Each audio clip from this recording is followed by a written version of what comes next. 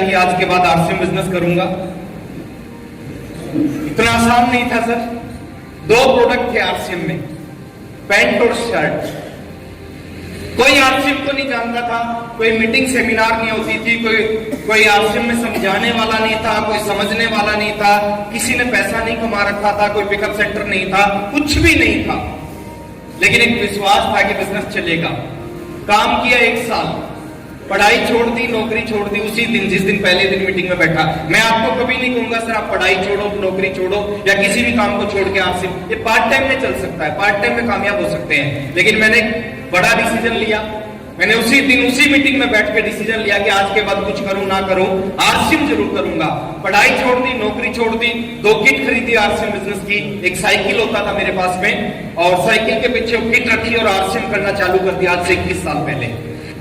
Parents से मैंने बात की, एक ऐसा बिजनेस है जो अपने जीवन को बदल देगा। पेरेंट्स ने सहयोग किया, उन्होंने कहा ठीक है आपको अच्छा लगे तो आप कर लो। और आज से 21 साल पहले एक सपने के साथ आरसीएम शुरुआत किया। 1 साल खूब मेहनत की इस बिजनेस में, खूब लोगों को प्लान दिखाया, खूब बताया लोगों को। और मैक्सिमम लोग बात सुनना पसंद नहीं करते थे। हम लोगों से बात करते थे, मैक्सिमम लोग बात सुनना पसंद नहीं करते थे। सुनते थे तो वो समझते नहीं थे, और समझते थे तो जुड़ते नहीं थे। आपके साथ ऐसा कुछ होता है क्या?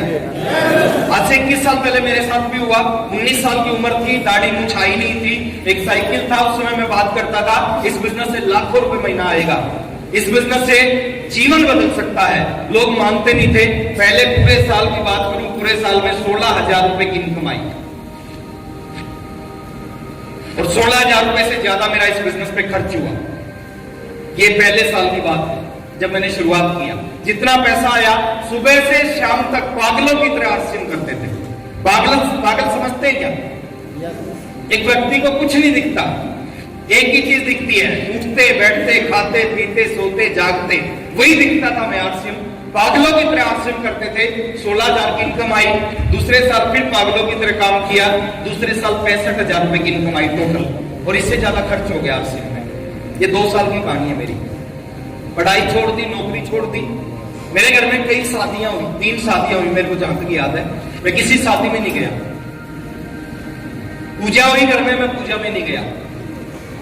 कई सारे फंक्शन हुए घर में, मैं किसी फंक्शन में नहीं गया। केवल सुबह से रात तक आरसीएम किया। और जो आप बोगे ना वो जरूर काटोगे। हेलो, 2 साल कुछ नहीं हुआ सर,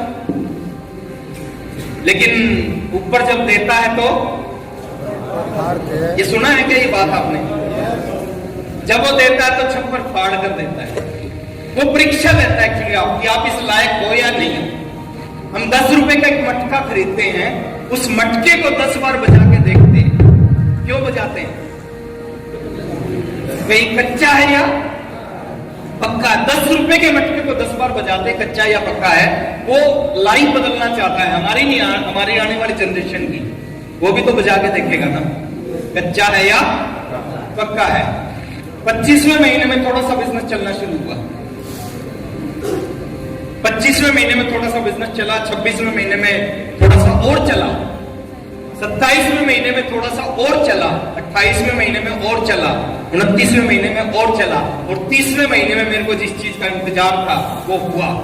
अभी कुछ साथी आपने देखे होंगे, रॉयल्टी अचीवर थे आरसीएम के, देखे जी कैसे लग रहे थे? 30 महीने बाद मैं आरसीएम का रॉयल्टी अचीवर बना।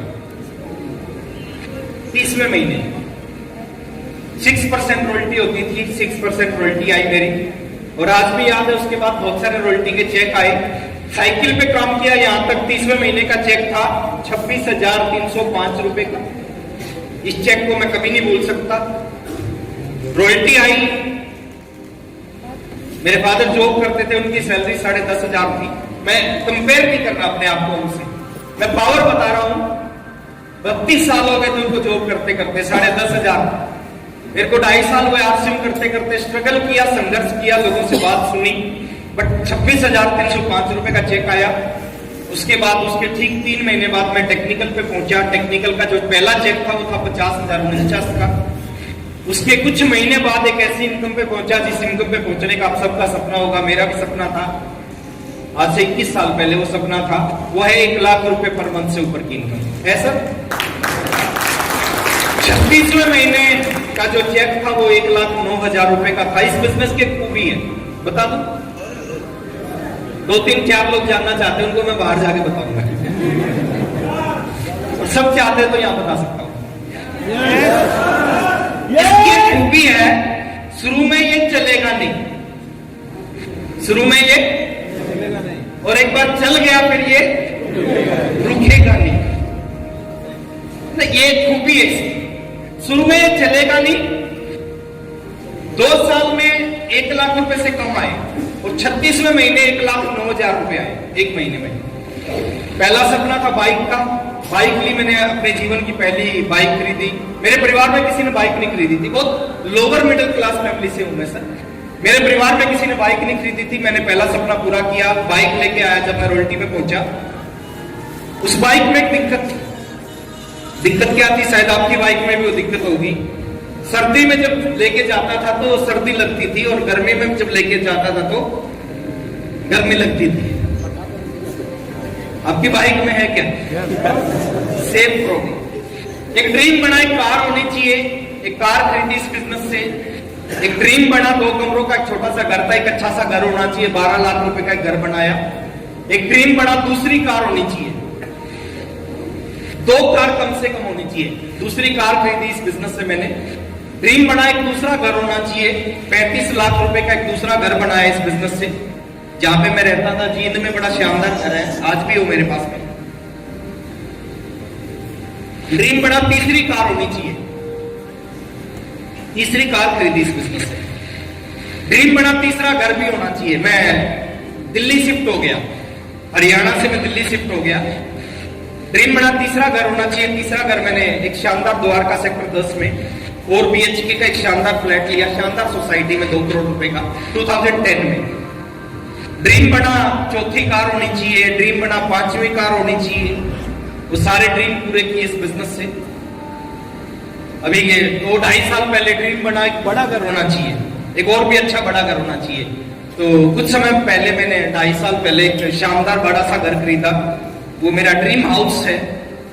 एक ड्रीम हाउस में जितनी भी चीजें होती है सारी उस घर में है। जैसे एक ड्रीम हाउस में गार्डन होता है, वो 2-2 गार्डन उस घर में है। एक ड्रीम हाउस में पर्सनल थिएटर होता है, वो पर्सनल थिएटर मेरे घर में है। Swimming pool, personal swimming pool है मेरा, वो मेरे ड्रीम हाउस में है। पर्सनल लिफ्ट है, उसमें नीचे से ऊपर जाने के लिए लिफ्ट, पर्सनल लिफ्ट लगी हुई है। और आसपास में सेलिब्रिटी रहते हैं जहां पे मैं रहता हूँ। जैसे अभी एक गाना चल रहा था सपना चौधरी का, जानते हैं क्या बिहार में?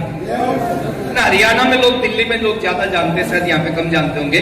सपना चौधरी वो मेरी पड़ोसन है, वो मेरे घर के बिल्कुल सामने वाला घर उसका है। और पावर है इस बिजनेस की, सिस्टम की पावर है कि सपना चौधरी के घर से 3 गुना बड़ा घर मेरा है। वो सेलिब्रिटी है, वो अपने फील्ड में बहुत ऊपर है, बट इस बिजनेस की पावर है सर, इसके मुकाबला नहीं कर सकती इस बिजनेस का। उससे 3 गुना बड़ा घर मेरा है। नजदीक में जो साथ में जो रहते हैं वो रविंदर मित्तल रहते हैं। रविंदर मित्तल जियो के हेड है सर, नॉर्थ इंडिया के, और उनके घर से भी 2 गुना बड़ा घर मेरा है। साथ में जो रहते हैं वो IPL के बहुत बड़े खिलाड़ी है, मानवेंद्र बिस्ला।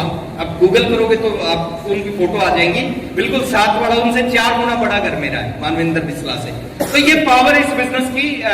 मैंने शुरुआत किया था, बैंक अकाउंट नहीं था मेरा, पहला जब चेक आया उस समय मैंने बैंक अकाउंट खुलवाया था, लेकिन आज RCM की पावर है, आज मेरे बैंक का सबसे बड़ा अकाउंट मेरा है। और मैं ऐसा क्यों आपको बता रहा हूं सर? मैं आपको इसलिए बता रहा हूं कि इस बिजनेस के अंदर बहुत पावर है। मैं एक आम सा लड़का था, एक आम से घर में पैदा हुआ, इस सिस्टम की वजह से। अगर RCM को हटा दिया जाए, शायद मैं 12-13 हजार रुपए की नौकरी कर रहा होता आज। क्यों कर रहा होता? क्योंकि जो मेरे फ्रेंड, जो मेरे साथ पढ़ते थे, जो पढ़ाई में मेरे जैसे थे, आज उनकी जो सैलरी है वो 12,000 से 18,000 के बीच में है।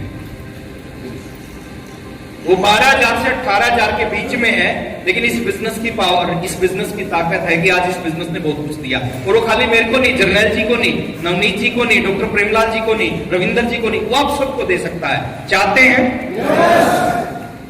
इतनी एज में तो मुश्किल है।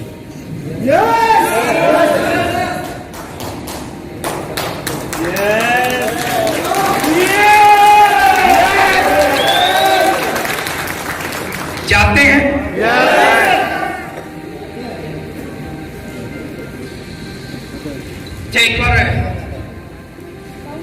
अपना हाथ, ये हाथ राइट हैंड इसको उठाओ और अपने आप को बोलो शाबाश। अच्छा, ये क्यों बुलवाया मैंने? क्योंकि आज छपरा में बहुत सारे लोग हैं जिनको इनवाइट किया था इस मीटिंग में, लेकिन वो नहीं आए, आप आए। इसका मतलब ऊपर वाला उनसे पहले आपको कुछ देना चाहता है। एक बार बोलो शाबाश। ज्यादा कुछ नहीं है इस बिजनेस में सर, ज्यादा कुछ नहीं है। बहुत सारे लोग मेरे से मिलते हैं, बोलते हैं सर क्या करें। मैं कहता हूं सर करने लायक ऐसा कुछ है ही नहीं इस बिजनेस में। कुछ कामों को समझना है सर, कुछ कामों को सीखना है। लाखों आएंगे, करोड़ों आएंगे, पीढ़ी दर पीढ़ी की इनकम आएगी, लाइफ बदल जाएगी अगर कुछ कामों को समझ लिया। एंटीने को सेट करना है। क्या करना है सर? आज से 20 साल पहले, आज तो कहानी बदल गई, आज से 20 साल पहले टीवी होता था घर में, ब्लैक एंड व्हाइट टीवी, याद है सर? मेरे घर पे भी होता था। 20 साल पहले घर में ब्लैक एंड व्हाइट टीवी होता था और सम टाइम क्या होता था कि उस टीवी में पिक्चर साफ नहीं आती, आवाज साफ नहीं आती थी। मेरी बात से सहमत हैं? अगर उस टीवी में पिक्चर साफ नहीं आ रही, आवाज साफ नहीं आ रही, तो हम क्या करते थे? हम टीवी में कुछ नहीं करते थे सर, हम सीधे छत पे जाते थे और छत पे होता था एक एंटीना होता था। उस एंटीने को पकड़ते थे और एंटीने को घुमाते थे ऐसे, और एंटीने को जैसे ही घुमाते नीचे पिक्चर साफ हो जाती। याद है सर? वो एंटीना डायरेक्शन पकड़ता और जैसे ही डायरेक्शन पकड़ता नीचे पिक्चर साफ हो जाती। हमें क्या करना है इस बिजनेस में आने के बाद? अपने एंटीने को घुमाना है सर, डायरेक्शन पकड़ाओ आरसीएम की।